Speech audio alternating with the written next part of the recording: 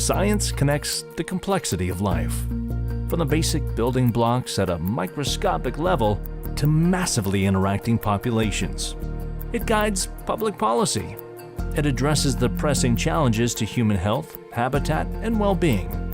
The biocomplexity approach encompasses multiple disciplines, experiential learning, and looks at science as it exists and interacts in the world.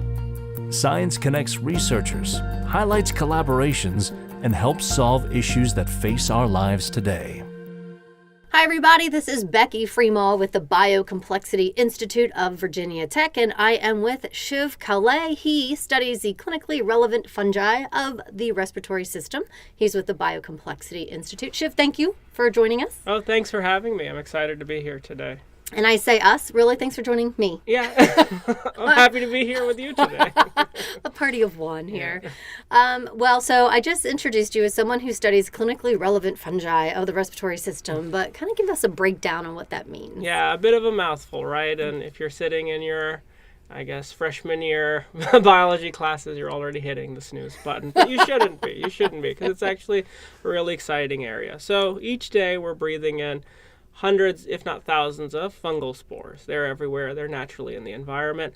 And for the most part, our immune systems are really, really good at processing these conidia and clearing them out so that we can breathe on a regular basis. Everyone needs to know about that. And breathing on a regular basis in a normal manner is very, very important to our survival.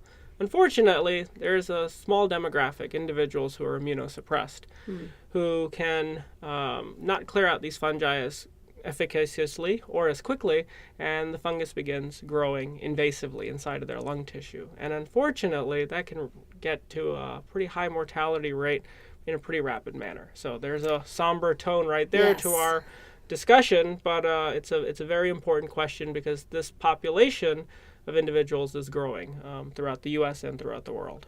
Why is that, or is it even known why that is growing? So the population is growing for multiple reasons. One, we have individuals who are increasing in age. So our elderly group of individuals is becoming larger in the U.S., and they have to take large doses of medication, unfortunately, to deal with their other ailments that are going on in life. So those can be steroid treatments, those can be other forms of anti-inflammatories. Unfortunately, individuals are also under maybe chemotherapeutic regimes because they're recovering or dealing with cancer. And it's when those immune system functions are suppressed that the fungus finds its way in and then begins causing a lot of havoc and trouble.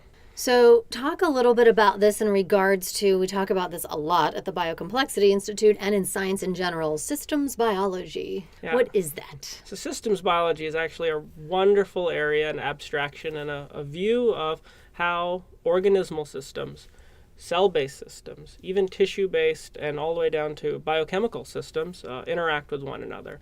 So we have had a traditional view in science for a long time due to the tools that were available of, well, I can manipulate one gene, and then when I knock out this gene or I modify this gene, I see this biological activity. And so we've been using that critical genetics tool for the bulk of what we call present-day science. But systems biology asks for a different approach. It says, okay, we can manipulate a lot of genes, but let's start studying these genes and finding ways to study these genes in the context of each other, right? So how can I have communication? Let's say I have an influx of glucose inside of the cell. Where does that glucose go? Where is it transported inside of the cell? What are all of the interactions that mediate its metabolism? Conversely, you can have a systems biology approach to the immune system, which is what we do.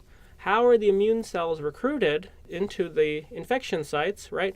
What is the process in which you're able to clear the fungus? You have subsets of macrophages, dendritic cells, neutrophils. They all come in and they do what they need to do in a coordinated manner. So how does that coordinated manner occur, right? And so we utilize a lot of techniques, both from a biochemical standpoint and a computational side, to try to appreciate and get a clearer understanding of this. So when you say the computational side, and then, honestly, before I went into the halls of the BioComplexity Institute 2 years ago, it was not normal conversation to talk about computational labs and wet labs. And when people said that, I'm like, what are you talking about? Now I'm on it. And of course, researchers out there can laugh at me, but a lot of normal people don't, because, normal. Non-scientists, is that a better way to say it, don't necessarily understand that difference. How important is it to combine those different methods to come up with the answers you're trying to find for the general population? So science, specifically biology, has always benefited tremendously by outside fields such as physics, chemistry, and now computers impacting them, right? So we can think of physics in terms of microscopy, what it has done so that we can now peer inside deep within subcellular structures inside of cells. So these technologies that are developed in other fields get utilized extensively in biology to help us understand very, very complicated processes. It has been the age for quite some time now of the computational revolution in biological sciences. So we have massive amounts of data, right? So we can't do it the traditional way where I'm counting single nucleotides or aligning single amino acid sequences, right? We need machines to process this data in a very, very rapid manner. And those questions or those challenges utilizing or analyzing those sequences have blossomed into their own fields, right? Because they are challenging endeavors in their own right from both a mathematical perspective, computational perspective, and then applying it to a biological question. So you actually need teams of experts, maybe an expert in biologist who has an appreciation for computer sciences, maybe someone who's a strong computer scientist but wants to apply it specifically for a biological question. You have to have those types of individuals tackling these problems in this day and age. It's very much that team science or that biocomplexity approach. You can't study science in silos anymore. No. I'm not sure that you ever could, but... Yeah, I think that's a misnomer to a large extent. Scientists are, for the vast majority, are pretty collaborative individuals. And it's now that we're finding ways to communicate with individuals from different fields, right? Because we all have different paradigms or views of how things are held. And an expert in one, area doesn't necessarily appreciate all the advancements in another area, but coming together and learning from one another is critical for tackling these problems and then finding solutions to these more challenging endeavors. We'll talk about your study of fungal infections and what they have to do with that whole approach, that systems biology and the human microbiome, which of course is very conversational over cocktails. Tell me, Shiv, about the microbiome. Wow. All right. Well, we can talk a little bit about the microbiome first. Yeah. And so the microbiome has become, a really fascinating area of the sciences right now because, one, we have a computational technique, which is identifying the microbial sequences based on DNA barcodes and tags that allow us to say, hey, look, these are all organisms that are present there. We weren't able to culture many of these organisms in the past. We didn't even know they existed. But hey, they're there, and now we can begin appreciating them. And the first step to dealing with a problem is identifying the problem. Exactly. Right? Admit it. Yeah. Conversely, finding out why in an individual you might have an explosion of a certain bacterial population. Maybe those individuals have inflammatory bowel disease. Maybe they're a superstar athlete, right?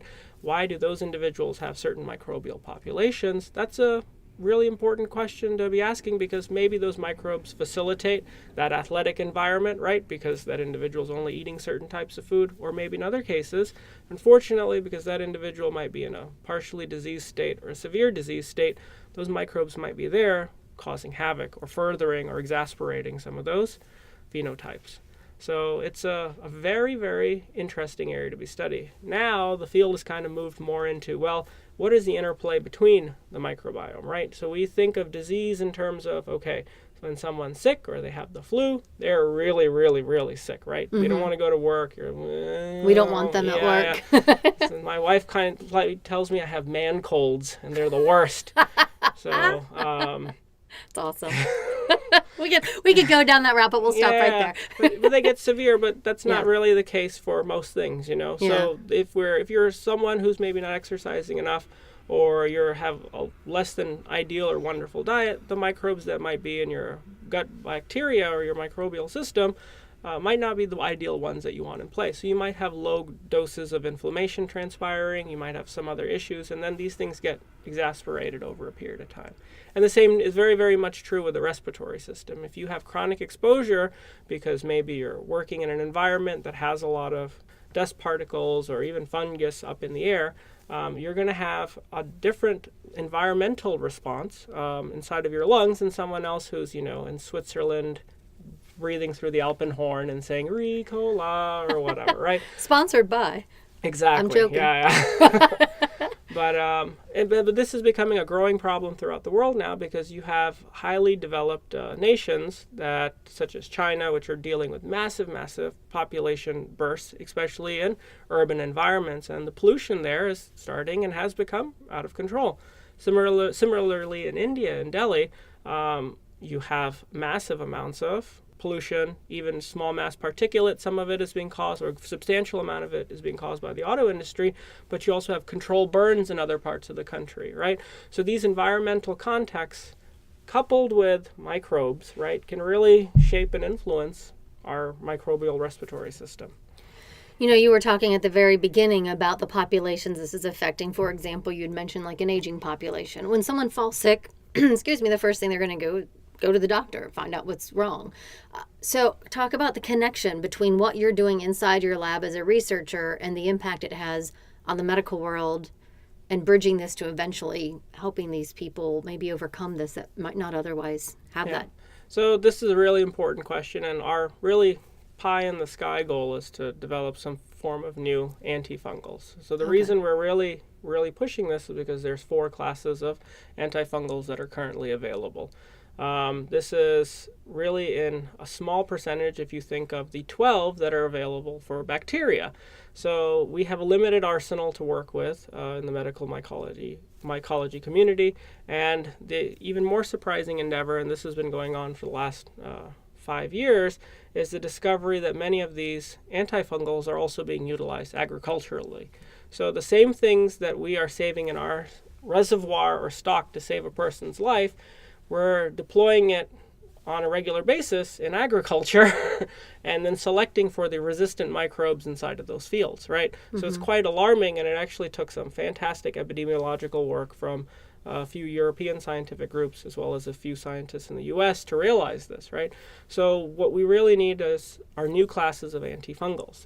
So that's one thing we're really interested in, and we're doing this through a genomics, transcriptomics based approach. And so the reason we're utilizing this genomics, transcriptomics based approach is because we have some published work that suggests that, hey, if you have a model of invasive pulmonary infection by Aspergillus in a model host where they're receiving steroid treatment, the gene expression changes as well as the immune cell recruitments are very different than in an individual who's maybe receiving, or a model that's for a chemotherapeutic regime. So there you're suppressing certain immune cell populations, right? So we have this data, we've published it, and what we see is in the fungal response, well, different subsets of genes are being turned on. And this to us is really important, and we view this in terms of, personalized medicine. If I'm designing or getting ready to design a therapeutic target for a fungal gene, and that gene's not turned on in all models, I really shouldn't be deploying, that specific gene or a specific molecule to treat that specific gene, because that gene's not expressing as a protein and it might not be as efficacious. Conversely, we want to look at conserved targets, and that's what a lot of individuals are doing. So I'm going to have you back the bus up for a second. Beep. You talked about a something approach?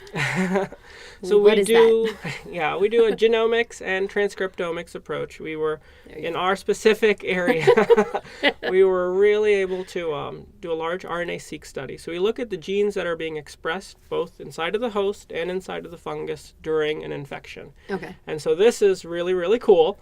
Because to us, there was a lot of people doing this with cell line-based systems, but we were, amongst the first to do this with whole organismal tissue using mouse models. And so what we were able to see is, look, we can now take this big mess of an infected tissue and see what's being turned on from a gene expression standpoint. The problem that's arisen there, and it's not a problem, it's a scientific challenge, and this is why new technology is critical, right, is that we don't necessarily know which specific genes are turning on in which specific cell type, right? So we get a global view of the genes that are being turned on and off, but we don't necessarily know, okay, is this elevated expression occurring in macrophages and dendritic cells, or is this elevated gene expression occurring in neutrophils or airway epithelial cells? So that leads to those types of challenges, we're not the only ones who have them, right? Other scientists have them, and so that leads to, new technologies such as single cell sequencing, which is kind of taking over, and we're working on incorporating it into our research as well. And so that allows you to then look at specifically, so those changes were occurring in macrophages, or those changes were occurring in dendritic cells, right? But nonetheless, our study that we did has provided us some really, really insightful information in terms of genes that are turned on. And then what we do is we go back and we do the traditional biochemistry or genetics behind those. So we have knockout mice and we have knockout fungus as well that are missing those genes. And then we try to see, okay, is the infection process debilitated at a significantly large amount that makes it worthwhile to expend these massive resources designing and developing therapeutics? When you walk into the lab at the BioComplexity Institute, what would somebody see? You have students there, you've got people looking at microscopes, you got somebody on a computer. Give me a visual. What would you see if you had no idea what was going on? You have, I guess, me frantically running around always, because that's just my... That's what you do? I'm always on the move. Yeah, I like to be on the move. So, and it's because I always want to chat with my students and my postdocs and just kind of see what's going on. Conversely, also, when I know they're doing something serious, I give them their space to let them do their work quietly. But I think, again, communication is really critical, and it's important in a lab environment where my day is filled with meeting with other faculty at the Institute and outside of the Institute. We collaborate a lot with individuals in computer science. So oftentimes I'm heading over there, or they're heading over in our direction. We have, again, large facilities for our model systems that we utilize. So I've spent a lot of time there with training students as well in getting and utilizing animal models effectively, as well as cell line-based models. And then every once in a while I'm downstairs at the server space bugging the guys about Fair enough. something going on with the servers, or I need more access to this, or we need more power for that. So, and they're always, very, very helpful. And I think the layout of the Institute, this open layout, is actually conducive to facilitating interactions and then, feeling comfortable with one another. I think that's a very important cultural perspective now at BI, is that we want to communicate, we want to, be open with one another and really foster discussion so that we can appreciate novel things that I might not be going on from a computer science standpoint or a statistical standpoint, or even something going on in, cancer biology. It's actually remarkable that we can find ways and avenues to collaborate between someone who's studying fungi and someone who's discovering or studying, chromosome segregation. So there's a lot of cool things to do, but that's facilitated by this open environment. Very, very important question. Fungi, fungi, or fungi? All of the above at this point. All of the above at this point, because I have heard it said every single way possible, and I'm not going to get myself in trouble and say it's one way or the other. Whatever floats your boat. We're a very relaxed group of individuals. Very politically correct, Aditya. Very politically correct. Don't want to offend any collaborators. That's the wrong one. All right, so I'm going to say fungi this time. Why not? Go for it. It's a big problem in agriculture too, right? This isn't just something that attaches to humans. Yeah, and it's not just one fungus. There are many, many fungi that that facilitate these invasive fungal infections, and they all have their unique niches as well as immune responses that transpire. So there are this wonderful, it's from a biological perspective, it's really wonderful Cryptococcus neoformans. It causes these things known as giant cells. They're really, really, really massive, right? Mm-hmm. And they have this capsule layer on the outside of them, and it's quite comical to see a little macrophage come and try to bite into it, because it's like, imagine a little kid trying to eat a refrigerator or something like a giant turkey in one bite. So it's really amusing to see. But the immune responses and the strategy that fungus takes to combat or fight against the immune system is different than something in Aspergillus. So that's what we have to realize, and this is where it gets into this precision medicine, or more appreciating at a higher resolution. Not all fungi are the same, not all bacteria are the same, right, but they've evolved different modes of pathogenesis. So it's important as biologists we appreciate, these different findings. Agriculturally, back to your main question, full circle. Yeah, there are a wide variety of fungal plant pathogens that cause havoc on all types of crop species. And so because we have this need, and it is a very urgent and realistic need to feed the world, we have to utilize, agricultural techniques to raise a large volume of crops in a very reasonable amount of time. And we have to do this in as efficacious way as possible in terms of resource. So we're talking not just about water, but nitrogen, phosphorus, maximizing sunlight, and even maximizing harvest time. And honestly, these companies have done a fantastic job in facilitating this, and they have it really down to a science, right? Maybe no pun intended, but it's very true. Unfortunately, fungi are able to break the natural resistance that occurs in these crops. And then because we have to utilize monoculture, and we do use it, they can then spread very, very vastly throughout fields and becomes an epidemic or a large problem. So science, because of the technological advancements of genetic modification, we can actually take resistance proteins that we find out in the wild. So maybe there's a potato out in the wild that is resistant to Phytophthora infections. So Phytophthora is a distant relative of fungi, caused the Irish potato famine. Maybe we can take a resistance gene from this wild potato and put it inside of our cultivated potatoes, and that'll mediate some form of resistance, right? And so to me, this is really wonderful technology because it's getting away from a major problem, which is spraying pesticides on crops. I personally feeling it's something I really want to avoid, so why not take something naturally from one biological system that's very similar, that all it's doing is providing resistance, put it into a new system, right? And so that's really what's going on in terms of this plant pathology, in terms of developing, modes of resistance inside of the agricultural community. But I also want to take this time to mention that fungi are wonderful for the vast majority. I was going to say they're not all bad, right? No. They're edible. A lot of them are, you go to the grocery store, get your favorite portobellos or chanterelles or whatever, morels as well, if you're lucky to know where they're growing in this part of the state. And they are critical for soil symbiosis as well as facilitating communication and nutrient acquisition.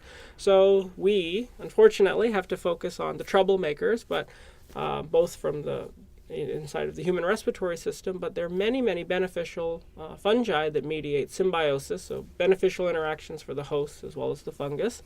And they're all throughout nature. And so there's only a few troublemakers. The vast majority are, facilitating very important interactions, beneficial interactions. The cliche, the squeaky wheel gets the grease, or whatever it is. That's what we focus on. And talk about the connection between human fungal infections and plant pathogens. So again, this is an instance where people have been looking for commonalities for a long time, but what we know in terms of modality, even amongst the clinically relevant fungi, they're utilizing different mechanisms. The type of structures that you have to use to facilitate invasion of a leaf surface or root are significantly different than if you were invading the respiratory system. That being said, you have organisms like Aspergillus, Fumigatus, that thrives and grows in vegetative decaying matter, and it's because it grows in these heaps of, I'm losing the word right now, compost piles, thank you. And they get pretty warm on the inside, these compost piles. So it has the ability to grow at an elevated temperature, right? And so it also has the ability to break down a lot of carbon and nitrogen compounds found throughout it, and it has the ability to deal with the microbes that are around it as well. So it has to carve out a niche. It just so happened we don't completely understand everything that's being turned on by the fungus, but it is, when we inhale it, it has the ability to survive at warmer temperatures. So our natural thermotolerance, right? Fungi grow at relatively low temperatures of, anywhere between 21 to 28 degrees centigrade. I'm giving a wide range. Our natural thermotolerance kills the fungus off. But Aspergillus can survive up to 52 degrees centigrade, which is pretty hot. That's above halfway to boiling, right? Yeah. So we're at 37 roughly, maybe a little bit cooler inside of the lungs. But it can grow, and because it can grow, it can thrive. And so we're trying to dissect, maybe it's some of these secreted enzymes or secreted molecules by the fungus that then are utilized to survive in the environment, can be utilized to survive inside of our lungs as well.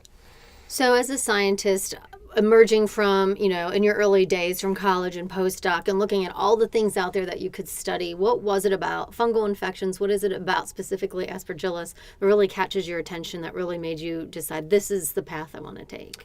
So we are very fortunate to do a lot of microscopy in my laboratory, and we made a few videos of Aspergillus germinating and growing and forming these invasive hyphae. And then we incorporated cells, and it's really amazing to see single cell interacting with this fungus. And it's not interacting with it in the traditional manner, in the sense of it'll like to engulf the fungus. Sometimes it does, sometimes it doesn't. But it's really this like long tube that gets created. And it's like a filament, and it winds and it does things and it branches, and we don't really understand why it branches, and we have some idea in terms of, what's going on in the direction, so why does it move in a certain direction? But to me, that's just fascinating.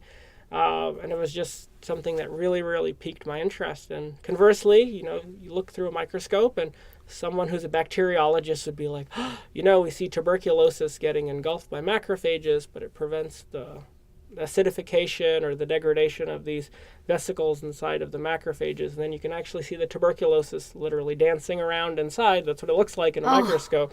To them, that's their, wow, that's so cool. To me, it was, okay, we have macrophages, all these immune cells in play, and yet this fungus is still finding a way to grow and survive. Right. And that was like, wow. And frustrating. Yeah. Got to get this fixed. Talk a little bit about the host-targeted therapeutics and microbiome targeted therapeutics. I love all these 52-syllable words. What do they mean, and what do they mean to the person who has this fungal, infection? Host-targeted therapeutics have really taken off recently. It's a byproduct of what we would say individuals who have cancers and tumors. There's this concept that let's not necessarily blast them with radiation, which you have to do sometimes, and it's needed depending on the stage of the cancer. But let's see if we can find a way to stimulate or activate their immune system to deal with the problem at hand. And so that's what we're kind of looking at with host-targeted therapeutics. You have some form of deficiency that's transpiring, but maybe there's something we can do for that individual, so we don't necessarily have to be going into these detrimental treatments such as invasive surgery, right? So we want to minimize things. So how can we stimulate the body's own immune system to combat the fungus? It might be something that we've become recently interested in is maybe there might need to be some type of transplant of some type of bone marrow or specific cell populations to then stimulate the immune system properly, as well as concurrently deal with the fungus, right? So there are a few candidate populations that seem to have this ability to clear off and process the fungus while still regulate the immune system. Conversely, there are host factors, these hubs, that are critical for regulating immune signaling. So there are modulators in the sense of they can amplify certain immune signaling processes, and they can dampen things as well. And so if we can target those, maybe we can rearrange or clarify some of the missignaling that's going on in terms of the immune response. So that's what we think of in terms of host-targeted therapeutics. Again, it's a lofty goal, but we have to set lofty goals for ourselves, because even when we conduct these experiments, both fundamental and translational in nature, we're going to be learning a lot about our own biology as well as the biology of the fungus.